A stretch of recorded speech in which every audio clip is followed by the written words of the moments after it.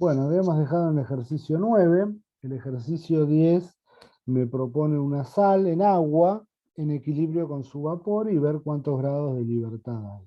¿Sí? Eso se ajusta a la discusión que estuvimos haciendo. Fíjense que como yo tengo solamente un compuesto en agua, o sea, una solución de esta sal en agua, el número de componentes independientes en este caso es claramente 2, la sal y agua. Entonces directamente sabiendo el número de componentes independientes, puedo aplicar las reglas de las fases en su forma sencilla y sacar el número de grados de libertad. El ejercicio me pide también, teniendo en cuenta el grado de disociación de la sal. Bueno, hacerlo como un ejercicio, está bien. En este caso no es necesario hacer todo esto, pero háganlo y verifiquen que da lo mismo. A y B tienen que dar lo mismo, o sea, el número de grados de libertad. Si yo considero o no considero el grado de disociación de la sal, las reacciones de disociación, tienen que dar lo mismo. ¿Sí? El número de grados de libertad no puede depender de cómo yo mire el sistema. Así que se plantea como un ejercicio para uno adquirir cierta destreza en detectar los procesos que le pueden llegar a pasar a esta especie cuando uno la disuelve en agua. Primero se disocia, lógicamente, se disocia al 100%, y después las especies fosfato pueden dar reacciones de disociación o de hidrólisis, no las dos a la vez, o lo disocian o lo hidrolizan, ¿sí? Porque son reacciones gemelas, entonces no hay que considerar las dos, o la disociación o la hidrólisis. Bien. El 11 es muy similar, solamente que ahora aparece el tema de la solución saturada con exceso de sal sólida. Entonces, en ese caso, lo único que cambia es que hay una fase más. Anteriormente teníamos dos fases, el líquido y el vapor. Ahora vamos a tener líquido-vapor y además la fase sólida. Entonces, bueno, ahí ver cómo cambia la regla de las fases en ese caso, y también preocuparse un poquito por ver cuáles serían esos grados de libertad, ¿no? O sea, no quedarse con la cuestión teórica. Simplemente decir, bueno, elegiría 2 grados de libertad que pueden ser este y este. Generalmente cuando son 2 es la temperatura y la composición. Cuando es 1 es la temperatura. ¿Sí? Pero bueno, siempre hacerse esa pregunta, no quedarse con el número 2, o con el número 1 o con el número que sea. Bueno, el ejercicio 12 plantea un sistema de dos líquidos parcialmente miscibles, nitrobenceno, ciclohexano. Acá ya nos dan directamente la información de la composición de las dos fases. ¿Sí? Acá no hay que meterse con el delta G, no con nada de eso. Estas son las composiciones experimentales de las dos fases y uno se puede armar el grafiquito sin problemas. Y responder estas preguntas que están acá abajo a partir de una vez que uno dibujó el gráfico. Acá tenemos el gráfico que aparecía en el instructivo, que habíamos visto, que habíamos quedado en que lo íbamos a discutir con más detalle ahora. Bueno, eso es lo que vamos a hacer. Por ejemplo, tengo este sistema. Este sistema es un sistema de dos líquidos de dos líquidos. ¿Cuáles son esos líquidos? Perdón, mejor, vamos a empezar más de atrás. Son dos componentes. Esos componentes son A y B. ¿Sí? La escala está formulada en porcentaje de B. O sea, acá está B puro y acá está A puro. A y B forman un sistema, una mezcla líquida, ¿sí? Que en estas zonas laterales, L1 y L2, representan sistemas homogéneos. O sea, en L1 y L2 son dos líquidos de una sola fase. O sea, a veces uno se confunde porque piensa que los componentes son L1 y L2. No, los componentes son A y B. L1 y L2 son mezclas homogéneas de A y B. En la zona del medio, eso es un sistema de dos fases, formado por un líquido de esta composición y un líquido de esta composición. Pero acá tengo las dos fases. Acá el sistema se me separa en dos fases líquidas. Arriba tengo el líquido 2, ojo, el líquido 2 es de composición variable. O sea, simplemente el líquido 2 representa un líquido que es rico en el componente B. Y L1 representa un líquido que es rico en el componente A, pero todos son de composición variable. En equilibrio con un vapor. ¿Sí? Si yo estoy parado en este punto, por ejemplo, voy a tener un vapor de esta composición y un líquido de esta composición. ¿Sí? Llamarlo L1 o L2 es simplemente ilustrativo para ubicarse en el diagrama, pero L1 es una mezcla de A y de B, más rica en A, y L2 es también una mezcla de A y B, pero más rica en el otro componente. Por encima de todas estas fases tengo la fase homogénea a vapor, entonces tengo un diagrama que tiene claramente 6 zonas. Rigurosamente tiene 5, porque tiene los líquidos homogéneos, L1 y L2, que ya vimos que separarlos en L1 y L2 es un poquito espúreo, pero bueno, tiene sentido fundamentalmente para esta fase de acá abajo. Tiene el equilibrio líquido-vapor en estas dos ojivas, ¿sí? Que ahora están truncadas respecto a lo que vimos para líquidos completamente miscibles, y tengo la fase vapor. ¿Sí? O sea, tengo líquidos homogéneos, un tipo de fase, mezcla de dos líquidos, otro tipo de fase, líquido más vapor, en estas dos, otro tipo de fase, y solamente vapor. O sea, habría 4 tipos de sistemas metidos acá adentro, donde uno puede, en base a la composición inicial que tenga, ver dónde está parado. ¿A qué temperatura comenzará a hervir una mezcla que tiene un 25% de peso en B?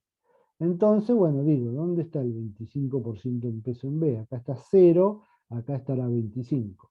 Entonces digo, acá tengo una mezcla a 100 grados, tengo una mezcla, la mezcla, perdón, está dividida en un sistema de dos fases líquidas. Una de esta composición y otra de esta composición. ¿Sí? Simplemente busco siempre, tirando las horizontales, busco las dos fases y obtengo las composiciones de las dos fases en equilibrio. A 25 grados eso no va a cambiar significativamente mientras lo caliento, van a ir cambiando un poquito las composiciones de las fases, pero al llegar a esta temperatura me aparece el primer vapor. ¿Cuál va a ser la composición de ese vapor? Bueno, tiro una horizontal buscando el vapor. Entonces llego a este punto, que sería un equivalente del punto azeotrópico para el sistema de líquidos completamente miscibles, ¿no? Entonces, bueno, en la composición del vapor, en equilibrio con ese primer hervor del sistema, va a ser este de acá. El líquido va a tener esta composición de acá, y la temperatura va a ser simplemente, la leo en el eje de las temperaturas. O sea, todas las mezclas líquidas cuya composición estén entre este valor y este valor, todas van a hervir a esta temperatura, o sea, más o menos 115 grados. ¿Sí? Si se destila la mezcla considerada en A, o sea, esta mezcla, hasta que el punto de ebullición del residuo, acá hay un lenguaje un poquito más destilativo, por decirlo así, ¿no? Más orientado hacia la destilación, pero bueno, se entiende sin problemas. Se eleva en 10 grados, ¿cuál es la composición del residuo? Entonces yo digo, bueno, yo estaba a 25, empezó a hervir acá, me dicen que la temperatura de ebullición se eleva a 10 grados, bueno, me iré hasta 125, estaré por acá más o menos. Sí, bueno, lo ubico. Entonces, ¿cuál es la composición del residuo? Bueno, si tiro una horizontal, llego al vapor. Me piden el residuo, tengo que ir para el otro lado. Voy para acá. Esta sería la composición del residuo. Es la composición del líquido que me va quedando a medida que voy aumentando la temperatura. Simple y sencillo. Una vez que uno tiene los diagramas de fase dibujados, todo lo demás simplemente es mirar un poquito el diagrama. Esto puede ser algo nuevo. A ver, determine la solubilidad de vena.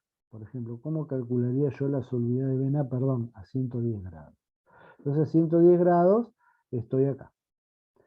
Entonces digo, ¿cuál va a ser la solubilidad de B en el solvente A? Entonces tengo que decir, bueno, me acuerdo que acá tengo A puro, ¿sí?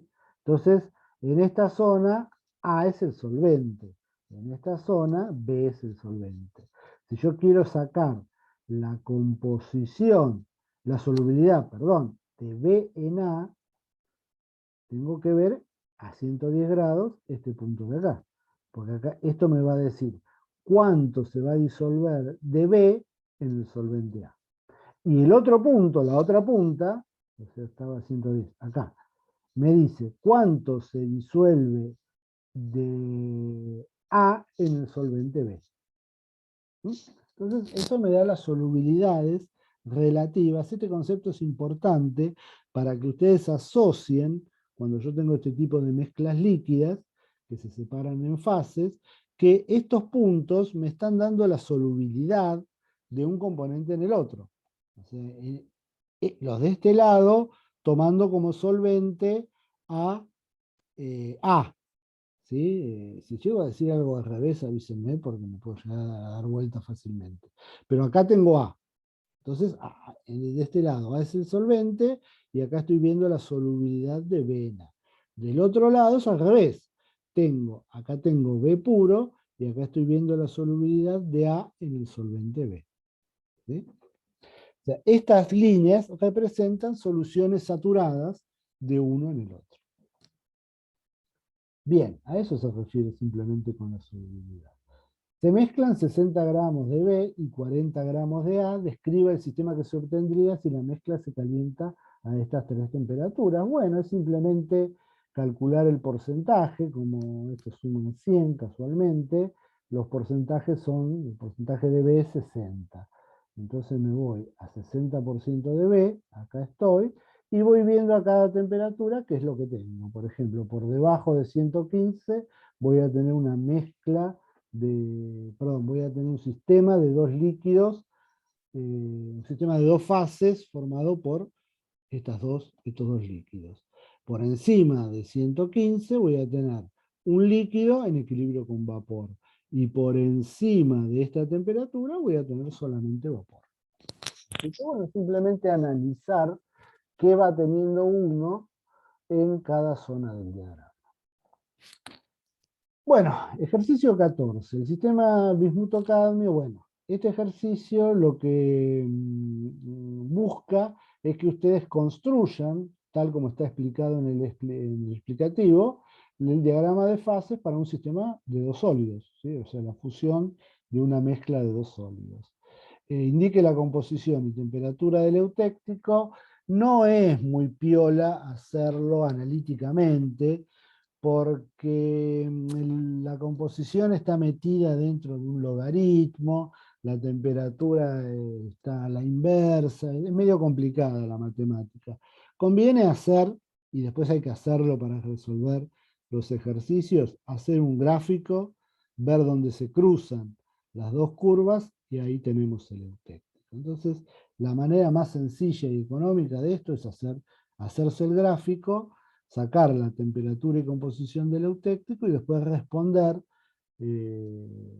usando el diagrama, las preguntas que se me vayan formulando. El ejercicio 15 me vuelve al tema de la solubilidad. A partir de los siguientes datos, estime la solubilidad ideal de la urea en agua, ¿sí? A 25 y a 50 grados.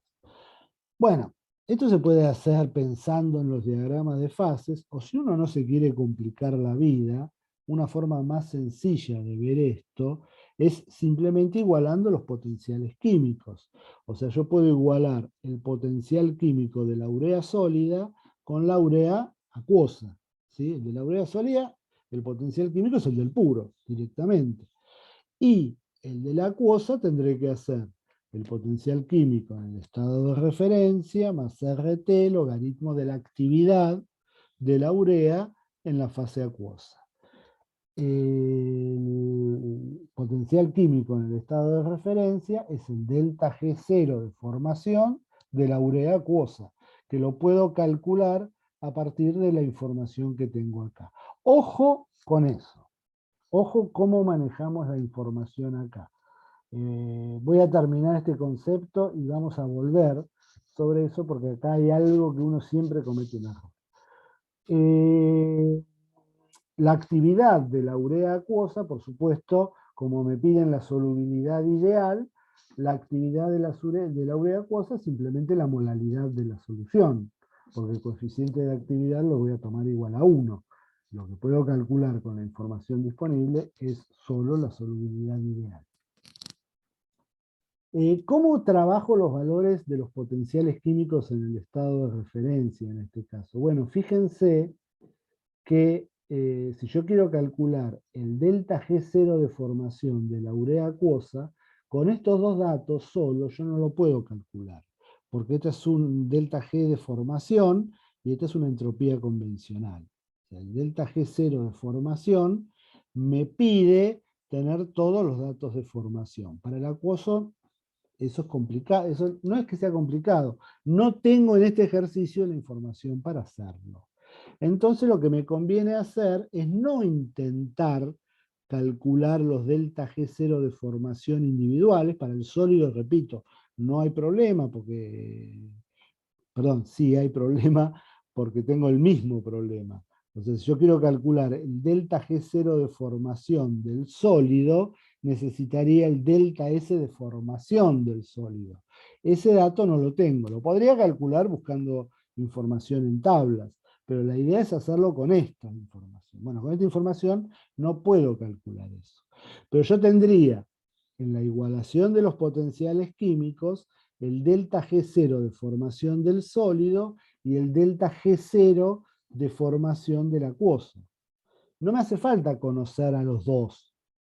Puedo conocer directamente la diferencia entre los dos, que sería el delta G de disolución, porque ahí directamente yo podría calcular el delta S de disolución, o sea, el delta S de la urea acuosa menos el S de la urea sólida, sin tener que pasar por los valores del delta G de formación de estos dos, que con esta información no lo puedo calcular.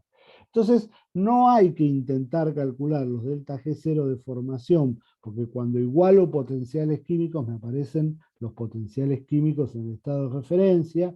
Yo sé que esos potenciales químicos en el estado de referencia son el delta G0 de formación y uno puede sentirse obligado a calcularlos.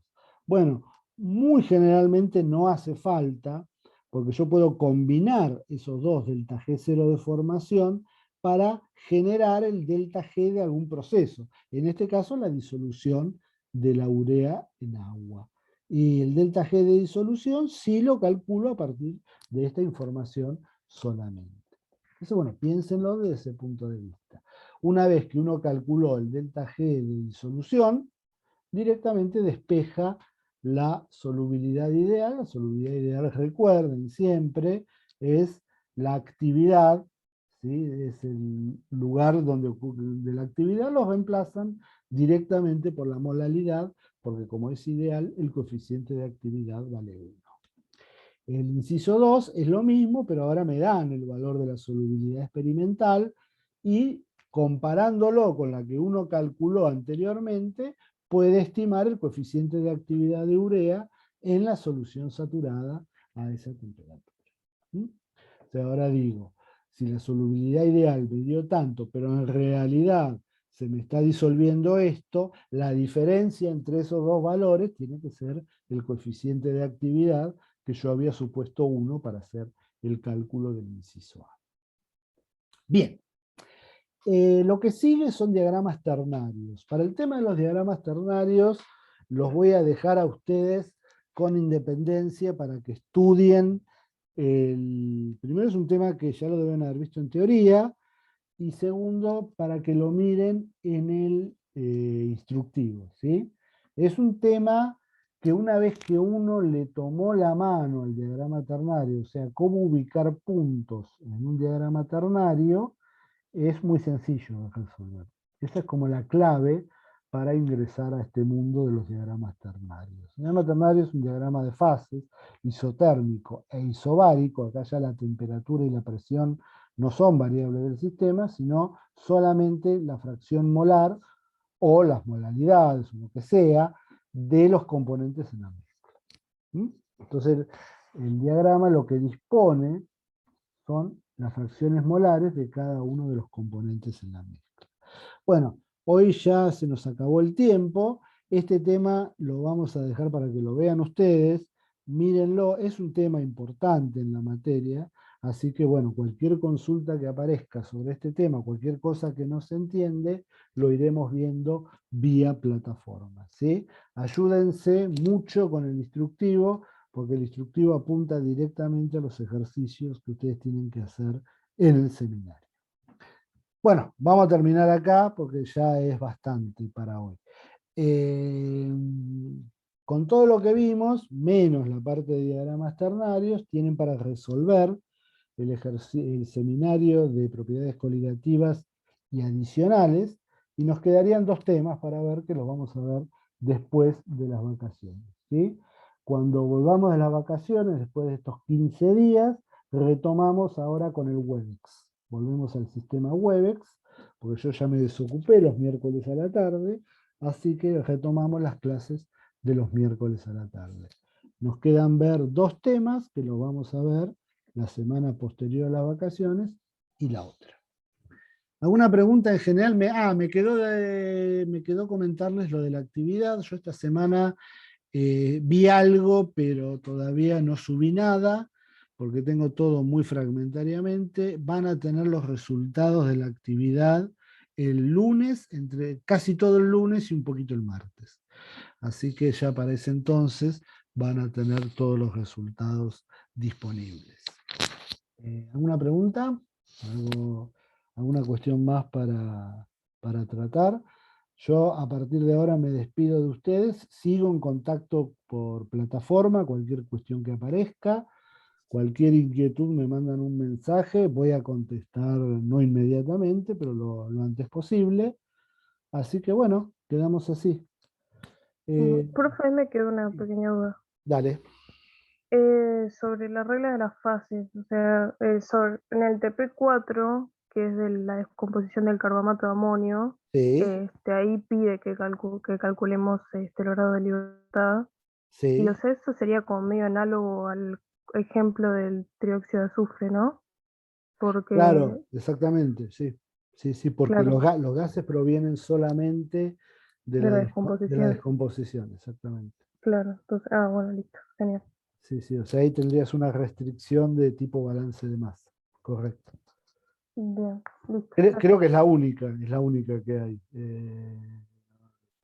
Ahora no me da la cabeza, pero sí, creo que es la única restricción que vos tenés. Y ahí el grado de libertad que vos tenés es uno solo, es la temperatura, me parece. Claro, Te lo estoy diciendo claro, muy rápido, te lo estoy diciendo. Vos tenés dos sí, sí, fases, un componente independiente en ese caso, o ponerle tres componentes, pero sometido a ¿cuántas restricciones? A una. ¿Cómo es el asunto ahí? A ver. O sea, las restricciones serían el equilibrio El equilibrio, claro, falta el y las equilibrio. relaciones de claro. las Correcto. presiones, ¿no? Exactamente, sí, faltaba la restricción R del equilibrio. Claro, exactamente. El número de componentes independientes es uno, es el carbamato de amonio.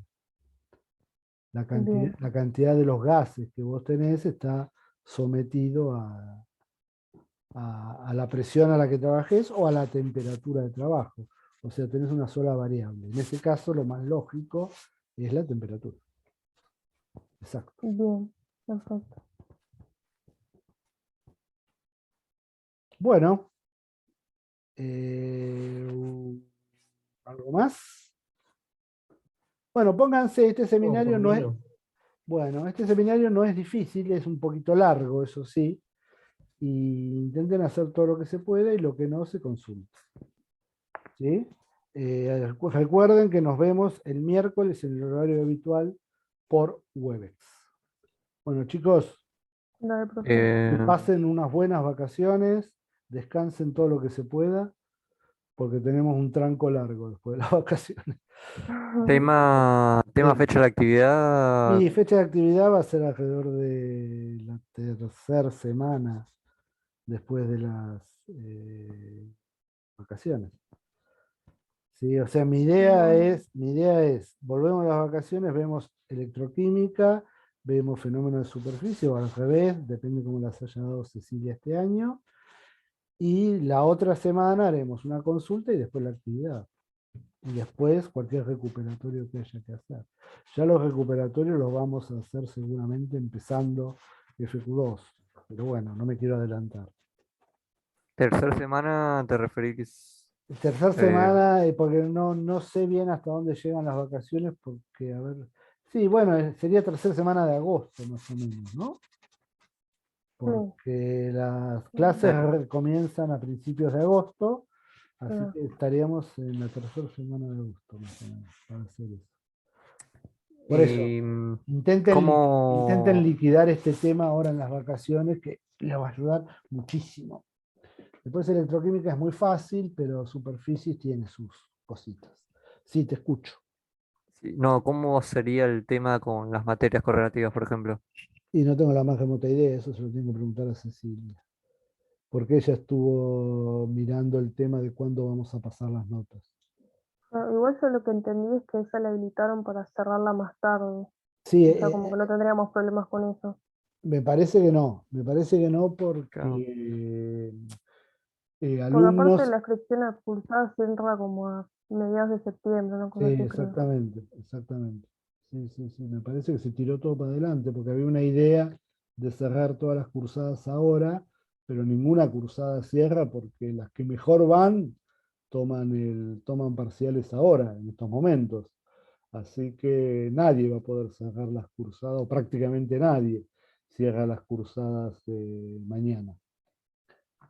Entonces, bueno, se tiró todo para adelante. Ahora los detalles, eso le pregunten, consúltenlo con Cecilia porque ella estuvo manejando esos temas. Pero creo que no va a haber ningún problema porque es una decisión oficial de alumnos, no es un invento nuestro. ¿Sí? Ya hay un comunicado oficial, así que bueno, los tienen que escribir condicional. No les queda otra. Les dan un tiempo, si es como el año pasado, los inscriben en las materias y les dan un tiempo X para que ustedes regularicen la situación con las promocionales que deben. Pero no hay ningún problema, me parece a mí, ningún problema. ¿Sí? Sí. Bueno. Listo, chicos. Bueno, profe, está Nos, bien. Nos vemos. nos vemos el miércoles después de las vacaciones. Chao, hasta Dale. luego, pásenla bien.